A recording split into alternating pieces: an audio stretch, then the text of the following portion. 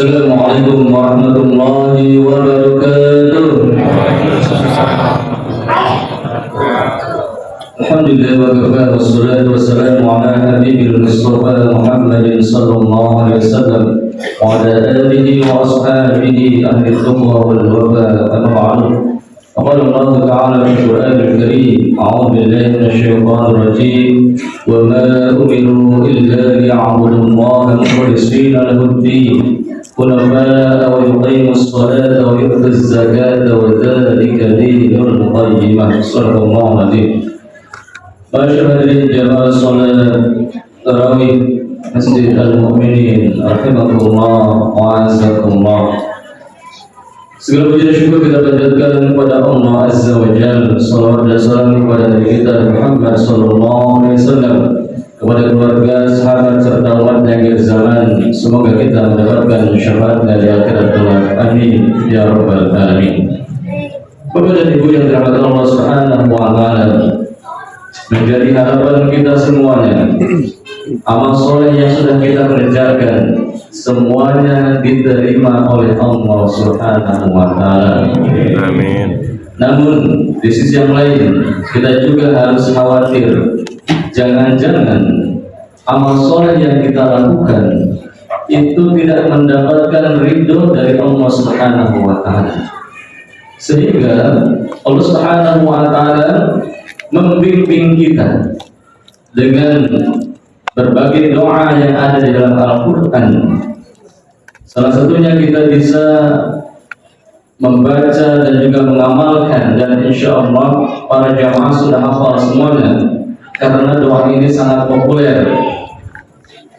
Doanya terdapat dalam surat 27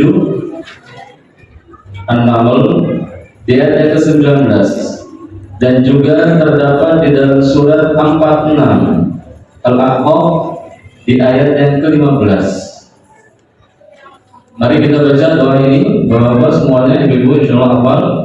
Rabbi Auzi'ni an ashkura ni'mataka allati an'amta alayya wa ala walidayya wa an a'mala salihan tardah wa aslih li fi zurriyyati inni tubtu ilaika wa inni minal muslimin. Ini doa yang terdapat di dalam surat 46 Al-Aqaf di ayat yang ke-15. Di surat An-Naml sama redaksinya tetapi beda ujungnya.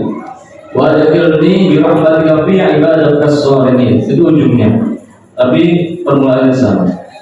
Yang jelas kita mohon kepada Allah Subhanahu wa taala, ya Rabb, ya Tuhanku, anugerahkanlah kepadaku, berikan kemampuan kepadaku, bimbing aku agar dapat mensyukuri semua nikmat-Mu yang telah diberikan kepadaku dan juga telah diberikan kepada kedua orang tuaku.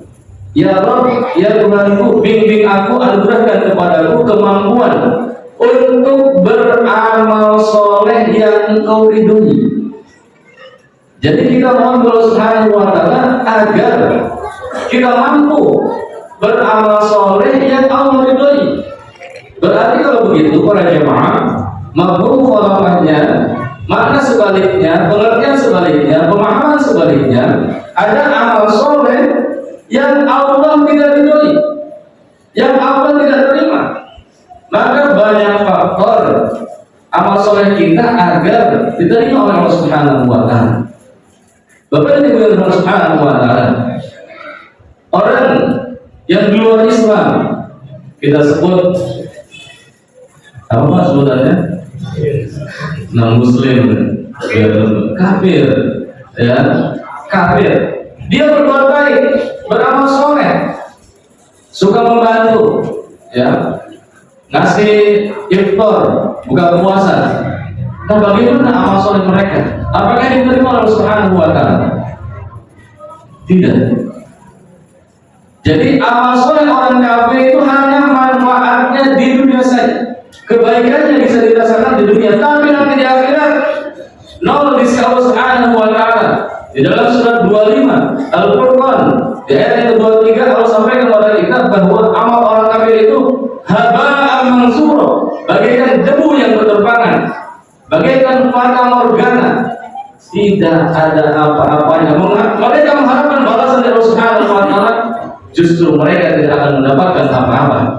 Maka amal orang kafir tidak diterima oleh Allah Subhanahu wa taala di akhirat, tidak ada balasannya. Berarti yang diterima amalnya itu syaratnya yang pertama adalah iman. Kemudian yang kedua, ada orang beriman kepada Allah Subhanahu wa taala, dia beramal saleh, berbuat baik, salat, puasa, tapi di sisi yang lain dia masih percaya kepada kekuatan selain kekuatan Allah Subhanahu wa taala. Dia menduakan Allah Subhanahu wa taala, percaya kepada dukun, masih percaya kepada keris, jimat dan lain sebagainya, disebut dengan syirik, musyrik. Apakah amal orang tersebut diterima oleh Allah Subhanahu wa taala? Tidak, perjanjian Allah Subhanahu wa taala. Jangankan amal solehnya yang dia sudah lakukan, bahkan amal soleh yang terdahulu dia lakukan itu semuanya hapus. Naudzubillah min dzalik.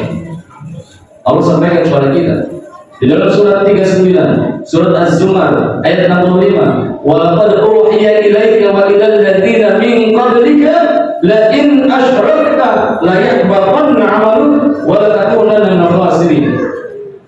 Telah kami wahyukan kepada Muhammad dan juga kepada nabi-nabi sebelum Muhammad, sungguh jika engkau mensekutukan Allah Subhanahu wa taala, syirik, menduakan Allah Subhanahu wa taala, maka hapuslah amal-amal solehmu dan sungguh kamu termasuk orang-orang yang merugi. Naudzubillah min dzalik. Bahkan kalau perbuatan syirik ini sampai dibawa mati, itu tidak diampuni oleh Allah Subhanahu wa taala, dan syirik itu tidak tahu bahwa dosa yang paling besar dari dosa-dosa yang besar. Rasul sampaikan kepada kita, "Ala unabbiukum bi akbaril kabair." Maka kalian aku beritahu dengan dosa yang paling besar dari dosa-dosa yang besar. Para sahabat menjawab, tentu ya Rasul. Yang pertama adalah syirku billah, mensyukurkan Allah Subhanahu wa taala, menduakan Allah Subhanahu wa taala. Yang kedua adalah hukukul walidain, durhaka kepada kedua orang tua. Yang ketiga adalah qauluz zur, bersumpah palsu, bersaksi palsu, berkata dusta. Adalah dosa yang paling besar dari dosa-dosa yang besar. Maka ibadah Allah, ketika kita beriman kepada Subhanahu wa taala, pastikan yang kedua adalah tauhid kita mantap. Tauhid kita hanya kita mengesahkan Allah Subhanahu wa taala. Jangan kita masih percaya pada kekuatan selain Allah Subhanahu wa taala.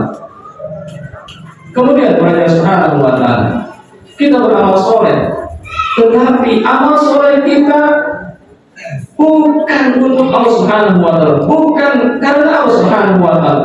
Kita beramal soleh ingin dipuji oleh orang lain, ingin disebut ahlul ibadah, disebut dermawan dan lain sebagainya. Maka amal soleh kita pun tidak akan diterima oleh Allah Subhanahu wa taala. Maka amal soleh yang kita lakukan harus ikhlas karena Allah Subhanahu wa taala. Ikhlas itu khalasah, bening, tidak tercampur dengan suatu apapun.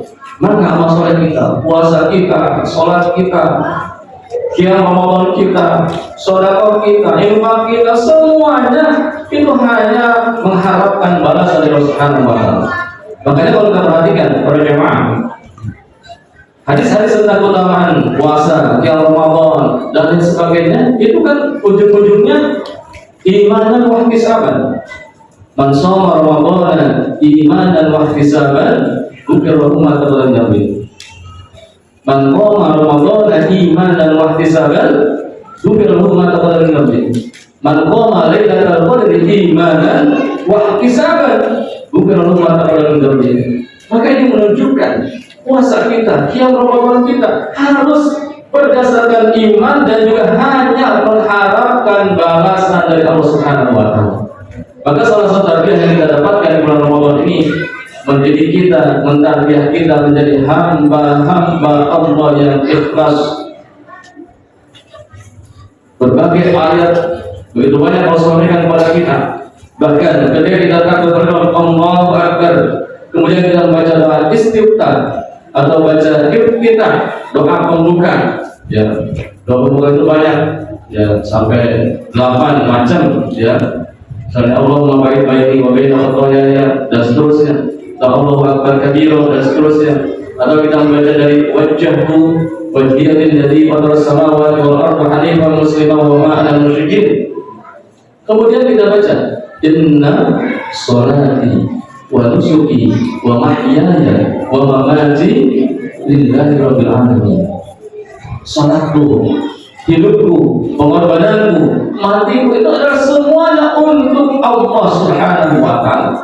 Maka orang yang mengharapkan pujian, sanjungan dari orang lain nanti hari kiamat, ketika mereka mengharapkan balasan dari Allah Subhanahu wa taala, Allah menyuruh kepada orang tersebut untuk meminta balasan, meminta pahala kepada orang-orang yang diharapkan menyanjungnya, memujinya. Apakah mereka hal tajiduna jazaa? Apakah mereka mendapatkan balasan? Tidak, para jamaah. Yang membalas pahala nanti di akhirat adalah Allah Subhanahu wa taala. Maka pastikan amal soleh kita hanya untuk Allah Subhanahu wa taala. Jangan sungkan ingin didengar orang, ria, ingin dipuji orang lain, dan ingin yang paling ditakutkan oleh Rasulullah SAW menimpa umatnya itu asyirku asghar, syirik kecil, yaitu ria. Sangat halus sekali. Seorang yang sedang sholat, dia lalu membaguskan sholatnya untuk mendapatkan pujian orang lain. Terus sangat halus sekali. Maka pastikan ibadah kita, sholat kita, tilawah kita, puasa kita, semuanya hanya untuk Allah Subhanahu wa taala. Kemudian agar ibadah kita dari Allah Subhanahu wa taala, pastikan tentunya sesuai dengan ketentuan syariat yang telah dicontohkan Rasulullah SAW dalam ibadah makhluk, ya. Dalam ibadah makhluk itu silahkan sesuai dengan tradisi kita. Tapi dalam ibadah makhluk, sholat, puasa, haji, ya, tilawatul Quran, azan, itu semuanya harus mencontoh menandai Rasulullah SAW. Dan juga pastikan niat kita betul hanya karena Allah Subhanahu wa taala. Itulah tentunya faktor-faktor yang membuat, yang menyebabkan amal sholat kita insya Allah mendapat ridho dari Allah Subhanahu wa taala. Dan Ramadan kita dididik agar kita menjadi hamba-hamba Allah yang ikhlas, dan ujung-ujungnya kita semuanya ingin mendapatkan predikat la'allakum tattaqun, dan takwa inilah yang akan menentukan derajat kita di hadapan Allah Subhanahu wa taala. Mudah-mudahan kita berkumpul di masjid ini, insyaallah kita semuanya berkumpul di surga Allah Subhanahu wa taala. Amin ya rabbal alamin. Allahumma bihamdika asyhadu an la ilaha illa anta astaghfiruka wa atubu ilaik. Alhamdulillahil alamin. Wassalamualaikum warahmatullahi wabarakatuh. Waalaikumsalam warahmatullahi wabarakatuh.